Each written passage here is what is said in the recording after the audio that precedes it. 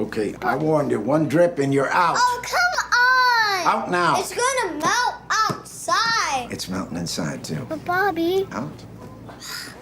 Thank you very much. You're not welcome! The man who lives in here gets arrested a lot. These are the rooms we're not supposed to go in. But let's go anyway. Could you give us some change, please? The doctor said we have asthma and we gotta eat ice cream right away. Here you go. Hey, Lee, we got a situation here. Open up. It's only second week of the summer and there's already Hello been a and dead welcome fish in everyone the to pool. the Lucky Dog Podcast. This is your host, Elias here again with another fresh movie coming at you fast. Yeah, we're coming at you with another fresh one. Sorry, I had to bring some energy because I was slowly losing it a little bit. I was like, But today we've done several podcasts. So what do we have? We have in the lineup, we had 50 Shades Freed, we had Annihilation, we had Game Night, we have, what do we have down the pipe? 3 Billboards. Oh my goodness, so good. Future movies that we're looking at doing are Good Time, featuring Robert Pattinson, directed by Benny Safdie and Josh Safdie. Sorry, Benny Safdie and Josh Safdie. Fuck that up, nice. But you know how we do. So today, what do we have? Well, I would like to say it's probably a classic in the making. Boy, do we have a lot of good movies that have just dropped in the last few months. I couldn't believe it. One of them being today's what we're going to review. One of them being The Florida Project by Sean Baker. Directed by Sean Baker. Directed and written by Sean Baker. And Chris Burgo. Don't worry about it. It's by those guys. But Sean Baker's the primary guy, I believe, that has led this project. He previously directed the Tangerine movie, I believe, which was all shot on iPhone using special lenses and stuff like that, which is pretty cool and kind of revolutionary for the industry, showing what can actually be done and achieved if you have a good mindset and story. I actually did not see Tangerine, so I have no idea if they actually did that, but nonetheless, he made a movie, so that has to be accounted for something. So it led to the Florida Project being made, featuring Brooklyn Prince and Bria Venight, and like I said, and William Dafoe, of course. I'm sorry, how did I forget about the major star that's actually featured in this? But William Dafoe is not the main lead in this. The main lead is, like I said earlier, Brooklyn Prince. She is stellar. She's a little girl who lives with her mother in a hotel right outside of Disneyland. Or is it Disney World? It's one of the Disney parks, whichever one is in Florida. I think it's Disney World. Yeah, I think it's Disney World. Yeah, so right outside of Disney World. And so the crazy thing about it is this movie is marketed as kind of a feel-good, happy-go-lucky kind of movie, kind of indie film. You know, that type of thing. It's not quite that. It's a little bit darker. I'd say it's a little bit more of a dark comedy drama, maybe a dramedy, maybe not even supposed to be. I don't even know if it's not even categorized as a comedy. I don't know why I'm saying it is. I guess just some of the bizarreness that happens in it is, but it is more or less a drama than a comedy. It's actually probably more quite sad than happy, I guess the tone overall is. But first impressions, let's hit the first impressions. You know how I like to hit the first impressions, finishing up right after the movie. So finishing up The Florida Project, I was like,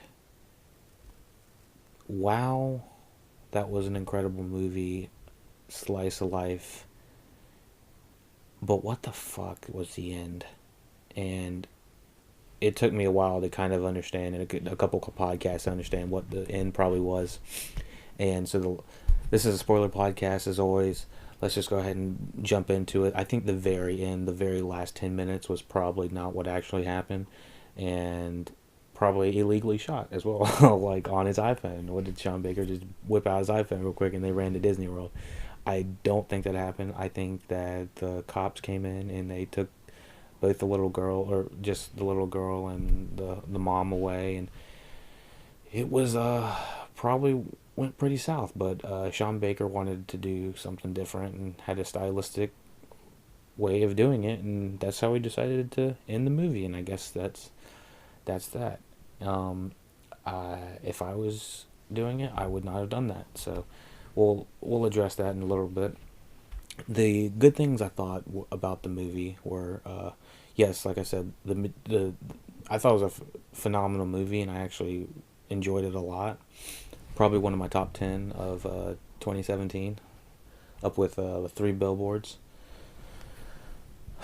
Three Billboards being higher than this.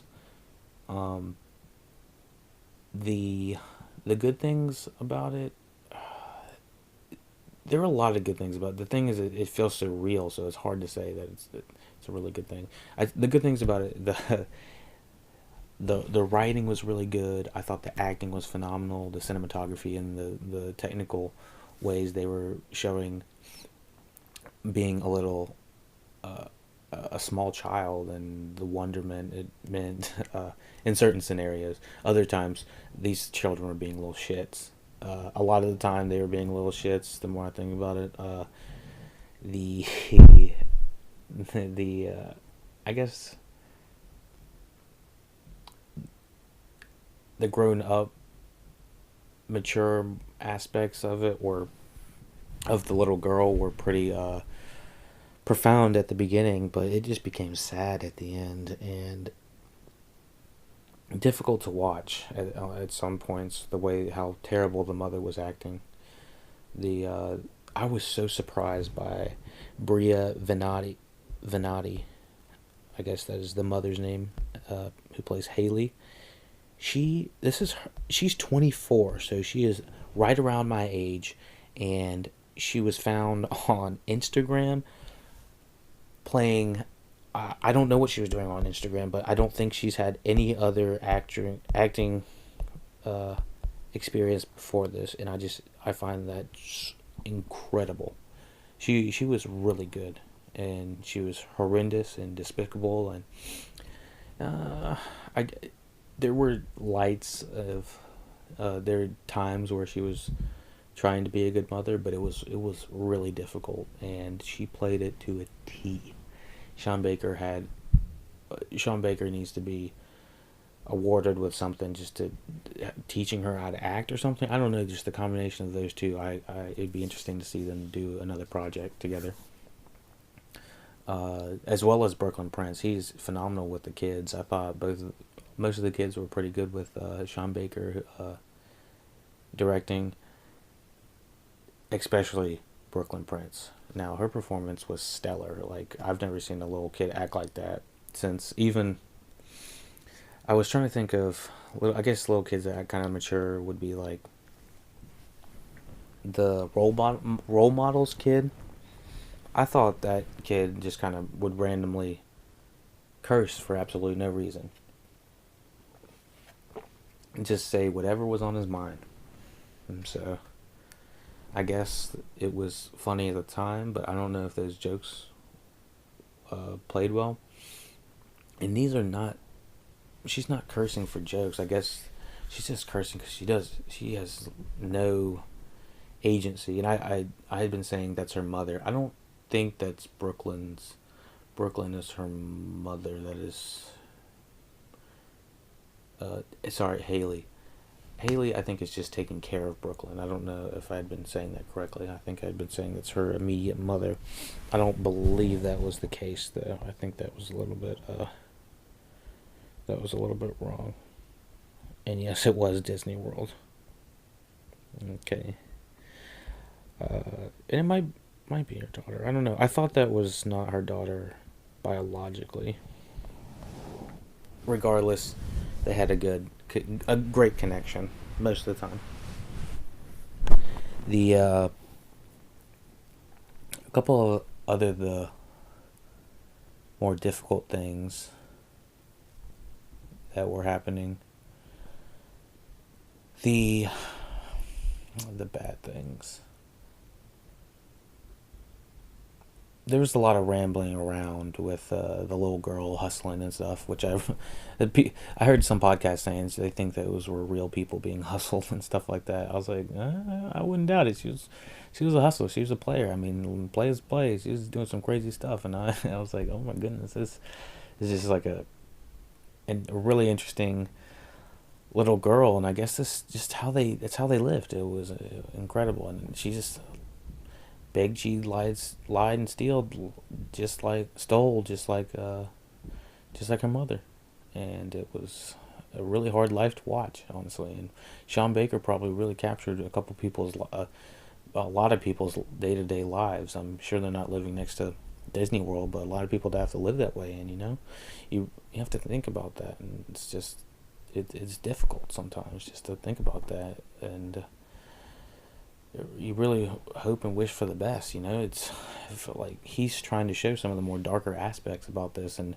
he ended up by going to Disney World, but in the real scenarios, in the real cases, people are taken away from their families and stuff like that, and it's difficult topics. But going along, finishing on the not so good things, the ending was very difficult to swallow just as a whole. The thing is, I don't know how I would have ended it any differently. It was just he wrote himself kind of into a hole, in my opinion. I was just like, oh goodness, this is not going to end well. So I don't know. He did what he could. William Dafoe.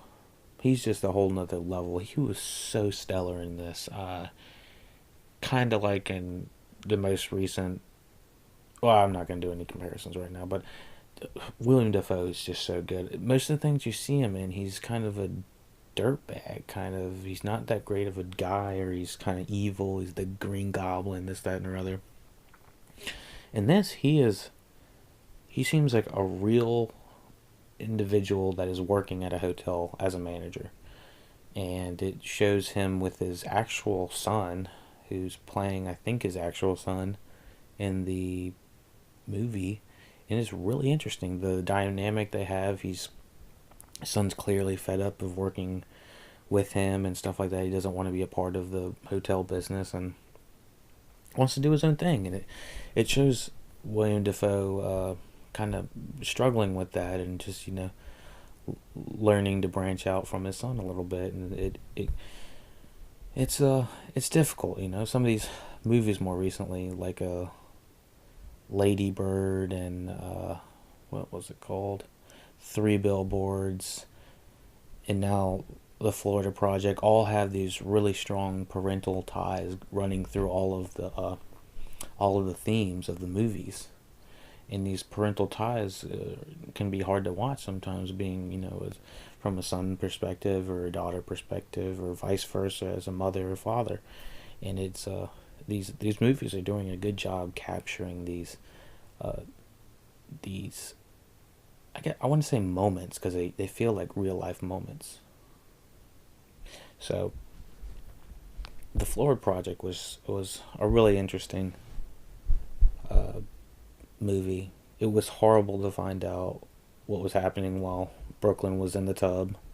It just retroactively looking back, and just like, oh my goodness, I can't believe she was doing that. And probably a good thing that the mother was I guess it's debatable. Something had to have been done, I guess. It's just really difficult, and I don't even know if that's the mother. The whole concept was really difficult to take, And I think the kids just did a fantastic job. But Sean Baker, I really look forward to seeing what else you have to put out. I kind of want to look toward a little bit more lighter of material. But who am I to say? Who am I to say what you should do next? Keep it going, and I hope you like it. I hope you like the podcast. Thank you, and look forward for more podcasts coming up soon. Thanks, guys. You don't think everybody knows what's up, Haley? Everybody. She's about to cry. I can always tell when adults are about to cry. Why is my mom yelling? Just talking, they gotta figure something out.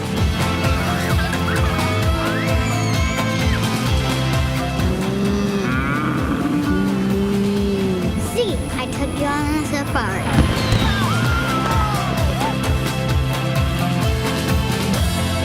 Whoa. Let's go, come on. Have a nice day. Love you, Bobby! I love you too.